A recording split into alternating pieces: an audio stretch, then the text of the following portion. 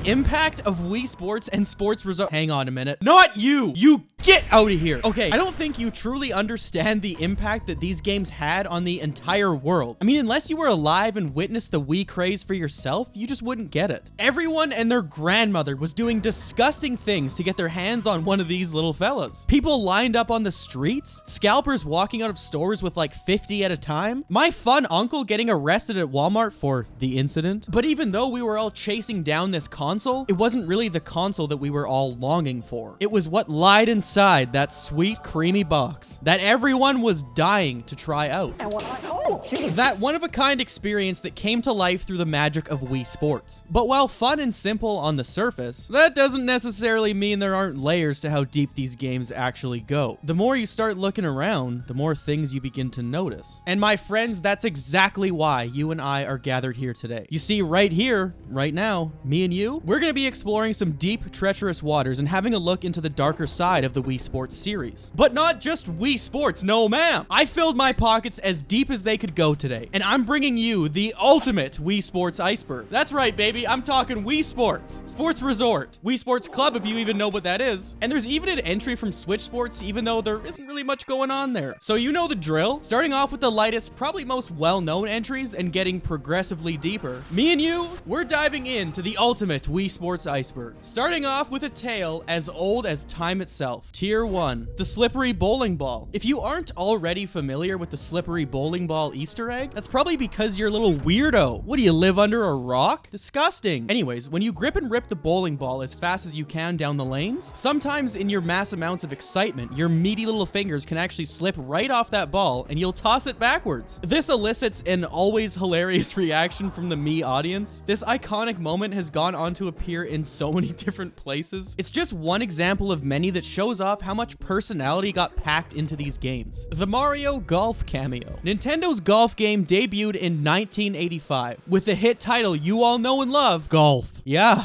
That's it, just golf. Developed by the late Satoru Iwata, Nintendo's Golf was one of the earliest NES games, where we can see someone who is thought to be Mario, though not explicitly stated to be Mario, putting that classic Tiger Woods swing into action that we all know and love. But all that aside, this game, NES Golf, has shown its face in more places than you might think, as this game had a little secret cameo within the world of Wii Sports Golf. The first 9 holes in the Wii Sports game are modeled after the original golf game. This not only goes for Wii Sports, but Wii Sports Resort as well. Matt's lore. Of all the Miis to ever grace Wii Sports, from weird little freaks like this thing to various fan favorites, no one, and I mean no one, is more iconic than the knockout king, Matt. Matt is most well known for being bald and the knockout power packed into that sharp left cross. And he also runs the boxing gym featured in the Wii Sports series. But while we know Matt as he stands now, riddled with old man strength, the lore of Matt might go a little bit deeper than we all thought. In an episode of Boundary Break, Matt's trophies and posters can be seen hanging on the wall, showing the glory days of his career. These images include Matt's hook clipping my 9-year-old jaw, and in these pictures, bro is even sporting some hair. This is a nice touch because I've only ever known Matt and that big bald head of his. And obviously Matt's fights back in the day drew quite a crowd, because the gym that we all know and love has also been revealed to be sitting on about 300 acres of property in a completely secluded area. No one to hear you scream, just you and Matt, alone, in the boxing gym. The gutter ball strike. We all know that there's nothing worse than pumping 6 continuous balls straight into the gutter, while your friends and family in me form stare at you in disappointment. So, switching over to practice mode can alleviate a little bit of that stress, giving you some time to perfect that wrist flick of yours. But one thing you might notice if you're extra ass like I was as a kid, is that if you throw the ball just right onto the rails and ride it all the way down, if done successfully, you get to enjoy a little free strike on the house. The game that you probably never knew existed. Before we dive too deep into this iceberg, it's probably best to address this game now, because I already know that some people are out there wondering what the actual fuck Wii Sports Club is. Well, the fact is, it's sort of a strange game, and it's very fitting to the console that it was born to serve. Wii Sports Club is the 3rd entry in the Wii Sports series after Wii Sports Resort. But like, is it really? Wii Sports Club is simply a remake of the original, but with some improved motion controls, online multiplayer, some graphical enhancements, I think it looks worse. But if we look at the numbers, combined Wii Sports and Sports Resort have sold a whopping 115 million copies. Whereas when digging for sales numbers on Sports Club, it's estimated to have sold around 380,000 copies, with only 170,000 of those in North America. Now, since I got these numbers online, and I mean, I personally can't verify them, but one thing I can verify is that Sports Club never made it onto the Wii U's top seller list. So we can move forward with the idea that sales had to have clocked in below 1 million. And it's kind of too bad because it's not really a bad game by any means. But essentially what I'm trying to say is that if you have owned or played Wii Sports, then you aren't missing out on much. And with all of this in mind, it's not even the main reason that most people don't know about this game. This gets really weird, so bear with me here. This game contains the same 5 original sports featured in Wii Sports, which immediately off the rip, that's gonna make some people lose interest. But just to go a step further, Nintendo decided that they would release this game with an all-new landlord strategy that is as strange as the Wii U was boring. First released in 2013, this game appeared as an eShop exclusive that only featured tennis and bowling, with the promise of the other sports being added in at a later date. Once you download that game on the eShop, you're met with an extremely uncomfortable fate. A time limit. That's right, baby. After downloading, your clock is ticking, as you've just been handed 24 hours of non-stop Wii Sports Club action, so you better start playing. Every 24 hours after the initial 24 hours is gonna cost you $1.99, or you can outright purchase an individual sport to fill your heart's content with some baseball action. A month after its initial release, golf was added. 6 months after that, we got baseball and boxing. And then a month after that, this game started appearing on store shelves as a completed physical copy, containing all 5 sports with no paywalls in your way. This release strategy for a game that was just outright known and loved for its level of simplicity just seems so complicated. I'm sure that there are many more contributing factors to the failure of Wii Sports Club, but I just wanted to give you a simplistic explanation of a complicated scenario. Hidden targets. Although this doesn't really fit in as an Iceberg entry, I still wanted to add it because it goes under the radar a lot more than you'd think. In each of the 12 archery ranges,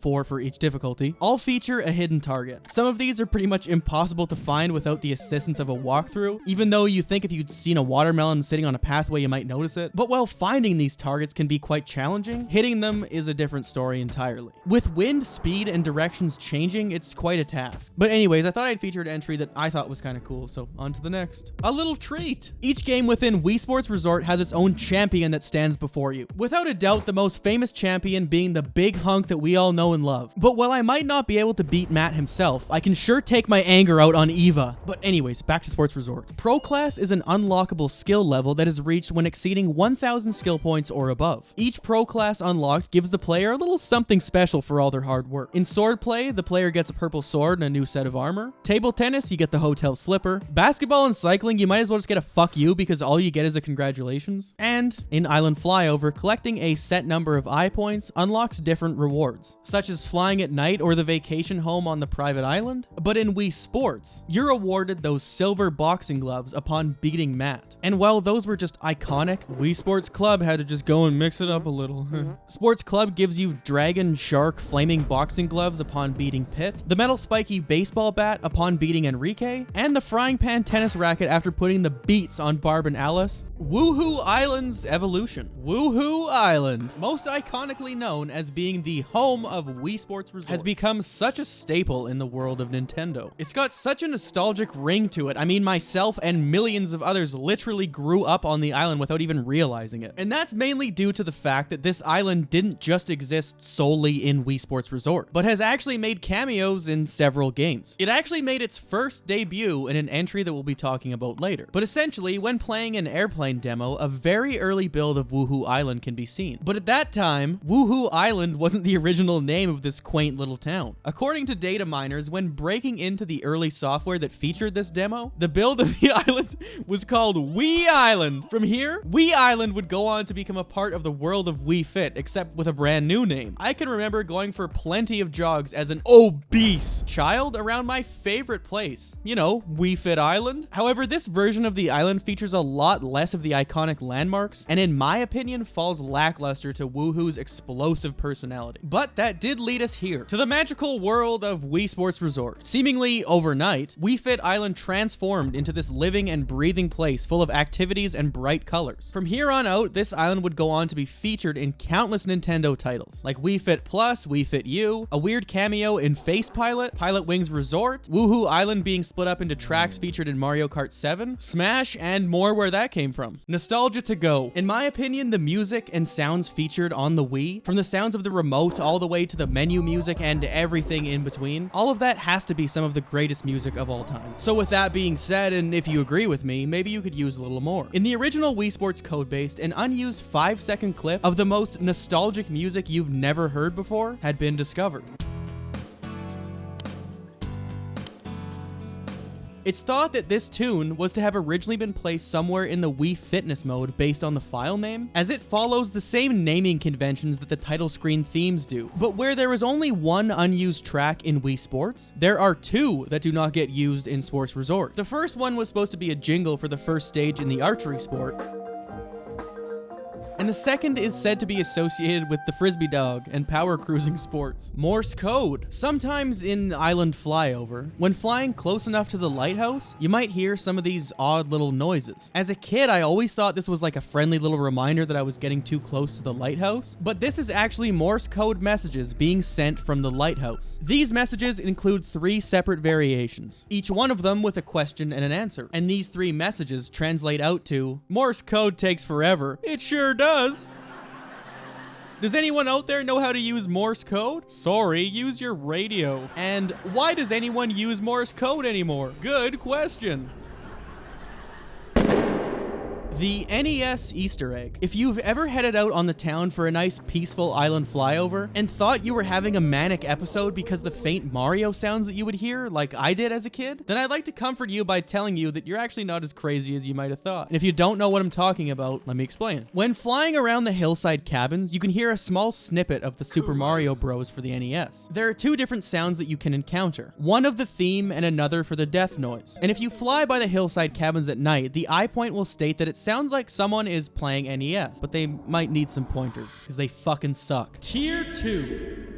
The Flight to Nowhere. At E3 2006, a beta for Wii Sports was put on display for users to come out and test. This demo featured a game mode called Airplane, which was actually planned to be Wii Sports' 6th featured game, but it was later abandoned for unknown reasons prior to the launch. But while it was abandoned for a short period of time, it wasn't scrapped, because in this demo, you can make out what is that earlier depiction of Woohoo Island that I talked about. And of course, this is where the famous Airplane game would eventually go, packaged in with the plethora of games featured in Sports Resort. Katsuya Eguchi, who is the producer of Wii Sports, Wii Play, and Wii Music, said that originally there was a prototype software that included tech demos that could test the capabilities of the Wii remote. The tech demos featured in this prototype had been split right down the middle, family-oriented on one side and sports games on the other. The family games would go on to become a part of Wii Play, and the sports games would obviously become Wii Sports. Abandoned sports. Well, the Airplane game is kind of abandoned. We did eventually get it in Sports Resort, so I felt like this entry deserved its own spot on the Iceberg. In an email interview with Wired, Katsuya Eguchi revealed that beyond the 12 games included in the release of Wii Sports Resort, even more games had been planned that didn't quite make that final cut. He is quoted saying that they considered fishing as well as a water slide activity before deciding on the final 12 events. Eguchi said that the water slide concept was eventually let go as the team was having a difficult time imagining a controllable skill-based game that just took you down a water slide. But in that same interview, Eguchi also goes on to speak about the prototype of Kendama, but was worried that a Japanese toy simply just wouldn't have fit in with the game's overarching theme, which, like, hey, maybe I'm wrong, but I feel like that would have fit the Wii Sports Resort vibe so well. Star Fox Sports? My one and only Switch Sports entry takes us into the code base of the game, where 6 lines of unused code were discovered relating to objects from a Star Fox game. With no further explanation or usage ideology, was there once a Star Fox Xbox Air Sport going to be added to the game? Let me know what you think in the comments. I'd actually like to know on this one because I have no clue. The fight for Pack-In. One of the main reasons that Wii Sports was such a massive success and has the audience that it does is the fact that it was backpacked into every single Wii console. Well, every single Wii console except for the ones sold in Japan. A game with this much personality ready to be played out of the box just made so much sense for a family home game console. But to Iwata, this vision wasn't so clear. Faithful old Reggie made a case to try and get this game packed into the console, but Iwata had stated that Nintendo is not a company that's going to give away precious content for free. This initial argument led to the counter proposal from Shigeru Miyamoto, when later in a meeting, Miyamoto had suggested packing an early version of Wii Play in as the alternative, which is just a crazy reality to think about. However, Reggie combated this and said that Wii Play did not allow users to get the complete experience fresh out of the box. And at that moment, the idea for packaging Wii Play with a Wii remote was brought to light. And while the team couldn't come to an agreement at that exact moment in time, why isn't it possible? It's just not. Why not, you stupid? Where my donut? Both of these ideas were later greenlit in the coming months. This entire story was detailed in Reggie's book, and while it doesn't actually take place inside of, Wii Sports or Sports Resort, I still felt like it was an integral part to the Wii Sports story. So I wanted to share it on the Iceberg. Unused and abused. In everyone's favorite game in the series, Wii Sports Club, located in the game's codebase, was an upscaled version of the original baseball field found in Wii Sports. This stadium was unused in the final release version of Sports Club, but upon applying some modifications, it can be accessed and used in the game. As to why this field was left out of the game and they decided to ultimately go with the updated version, I mean, I couldn't tell you. But one running theory is that Wii Sports Club was originally to be a simple HD remaster of Wii Sports. Another oddity in the game's codebase is the mentions of Wii Sports Resort in text files, and this was most likely due to developers planning to port Sports Resort to the Wii U at some point. But, maybe after witnessing the poor performance of Sports Club, they just decided against it. But these aren't the only unused objects in the series. The original Wii Sports features an unused golf area that was most likely used for testing, as well as what could be deciphered as a potential driving range that was probably used for physics testing. There's also an unfinished version of Hole 18 from NES Golf found. And above all, one of the most iconic unused elements is the testing me that can be found in both Sports Resort and Sports Club, with the word temporary written on its head. Sports Resort features a few unused areas of its own as well. These include 2 cycling test courses, 3 unused wakeboarding routes, and an unused island test course, as well as various Miis. Woohoo gateways. There's many oddities when patrolling Woohoo Island that just seem to stand out without much further explanation, leading many to believe that there's more to Woohoo Island than meets the eye, potentially something out of this world. But forget your theories, the most blatant reference to this has to be the mention of gateways. Not once, but twice. While most people are familiar with the gateway to Woohoo, there's actually a lesser known portal mentioning that was left out of the North American version, but included in the European versions. When visiting Pirate's Eye, better known as Lighthouse Ring in the UK, the daytime eye point message reads, "It's so huge, it could be the gateway to another world." Whereas the eye point for the gateway to Woohoo will state that it looks a little like a gateway to another world. It's said on the Wii Sports Wiki that most planes and tourists who venture to Woohoo Island on holiday pass through the gateway to Woohoo. But does accessing this portal at night open up a gateway to another dimension? The hidden castle theory. Although Summerstone Castle is best known for being one of the many landmarks on the island, it actually might have made its first appearance in the original Wii Sports. On hole 5 of the golf game, this castle was discovered in the faraway background. If you were casually playing Wii Sports, there's a good chance you'd miss this big old thing. But if you slow down some footage when golfing in the area, you can spot the castle from certain angles. Was this an early build of Summerstone that had been scrapped in the original game?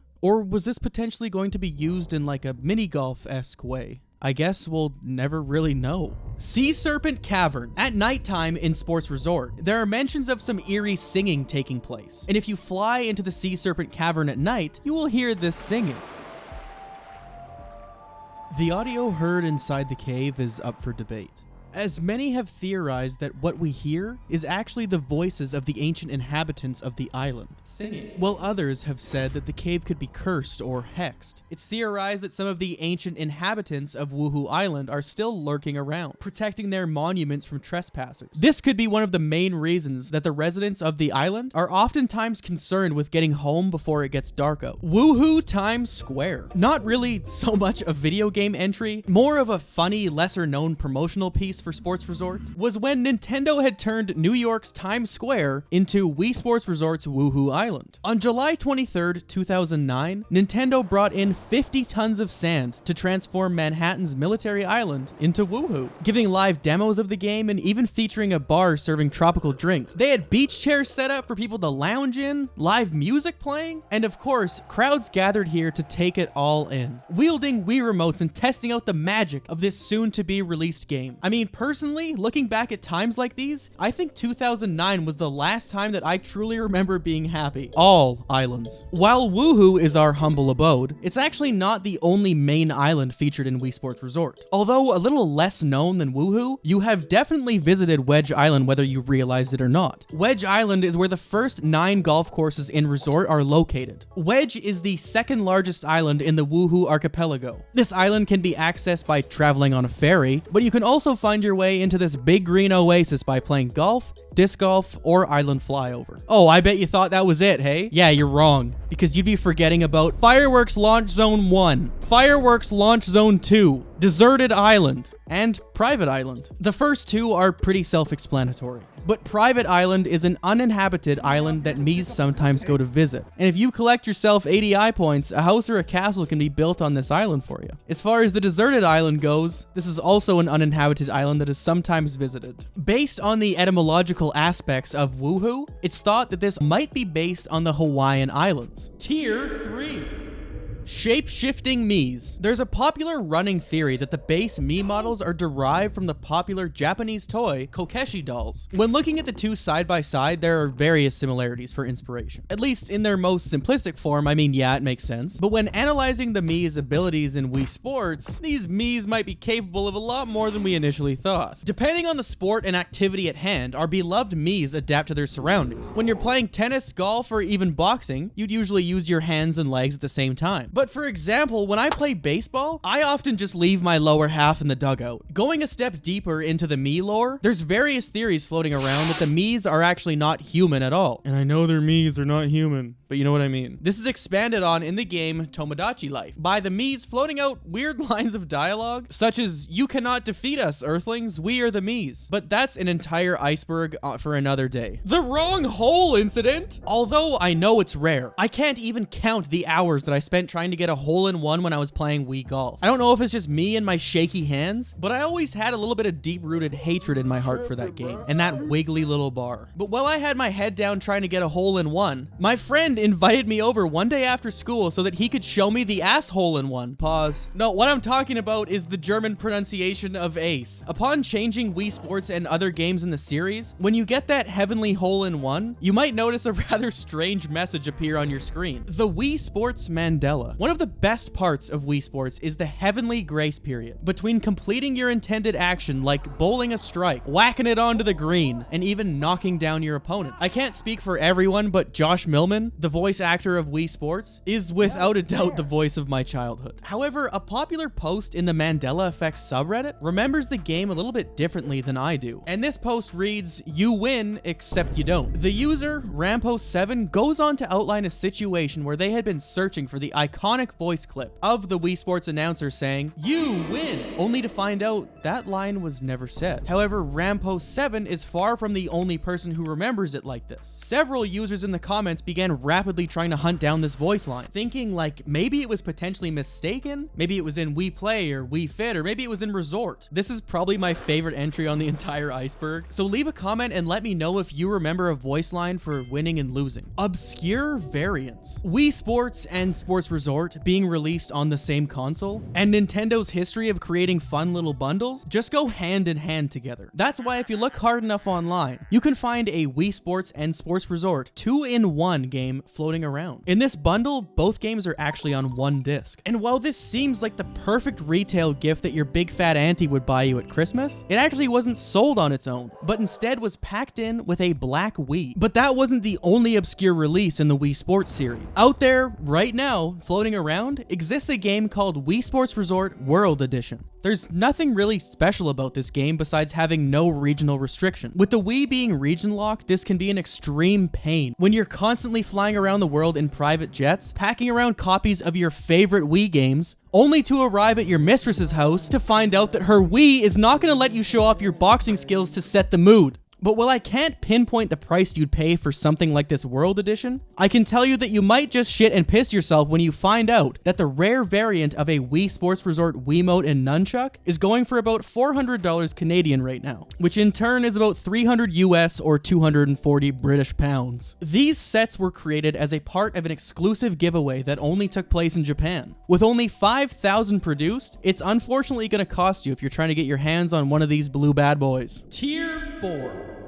Wii injuries? By far, this entry was the most difficult one I had to research because, I mean, I genuinely don't wish harm on anyone under any circumstance, but hearing about these injuries and trying to watch real news broadcasts highlighting these, it's just so funny. I know as a kid, I would always see the warning labels come up and laugh at them, thinking like, who's stupid enough to throw their Wii remote at their TV, until I threw my Wii remote at my TV because I forgot to put on the wrist strap. But again, you can't really blame any of this on the games, because things like this simply just happen when you mix the IQ of the general public with anything that requires motion or movement. Some of the highlighted, like, serious injuries range from, like, broken glass incidents from swinging motions, dislocated knees and shoulders, and probably the funniest one that I found on Reddit, not funny because, like, someone got hurt, funny, let me explain. This comment detailed the time that this user threw a Wii remote and knocked over a vase, only to promptly stomp the sharp pieces of glass. But the reason I found this comment funny is that one of the featured safety instruction images is literally knocking over a vase. Ancient me civilization. Strap the fuck in because it's about to get weird. Probably the most in-depth entry in this iceberg is the idea of an ancient civilization that once existed long before the Mii's inhabited Woohoo Island. Exploration of this island reveals evidence of previous societies that once roamed the island. In your travels, players can find some rather out-of-place monuments depicting these vanished cultures. The first and most well-known are the ancient Woohoos that built the 1,000-year-old mysterious ruins. These ruins were built by an advanced civilization at the time of their construction, and we can gather this solely from the information provided to us from the eye points. In the daytime, the eye point reads that archaeologists had discovered piles of ancient coins in these ruins. So from this, we can decipher the idea that the ancient inhabitants had their own set of currency, which in turn alludes to a functional economy. We know the inhabitants had the technology and basic knowledge to create traps to protect their money from thieves. There's also mention of a pit being discovered in the ruins that remains unexplored to this day as everyone is too scared to venture in. But what was the purpose of all of this? The second tie-in to an ancient civilization is the mountain, forest, lava, toppled, and weathered monuments. These monuments are also theorized to be man-made. When looking at the monuments and the mysterious ruins side by side, it's hard to see much similarity between these two styles of architecture. And with these two pieces alone, it's theorized that there was actually two civilizations inhabiting the island.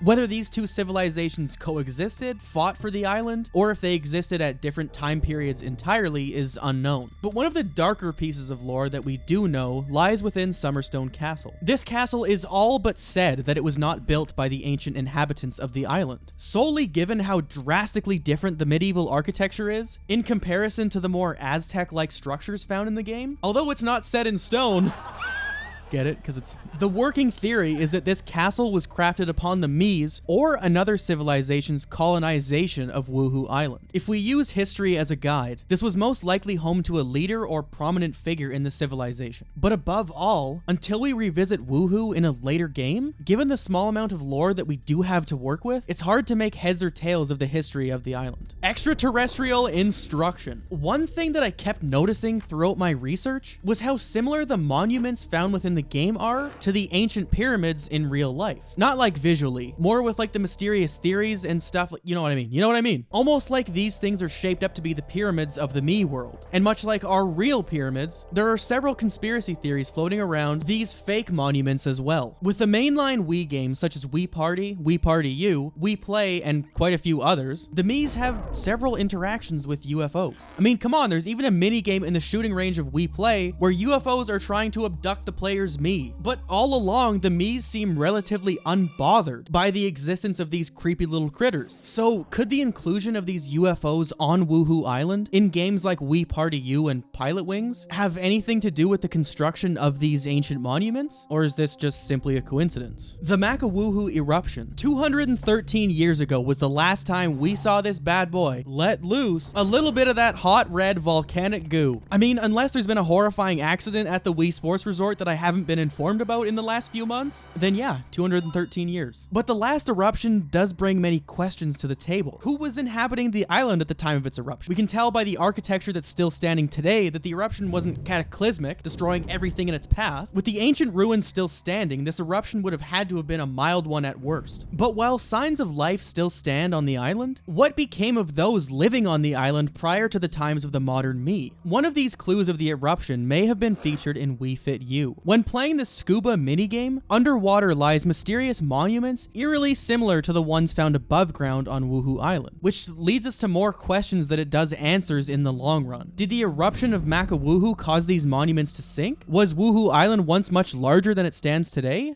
And now it's time for me to return back to Woohoo Island for my eternal slumber. And like always, I really appreciate you watching. Until next time.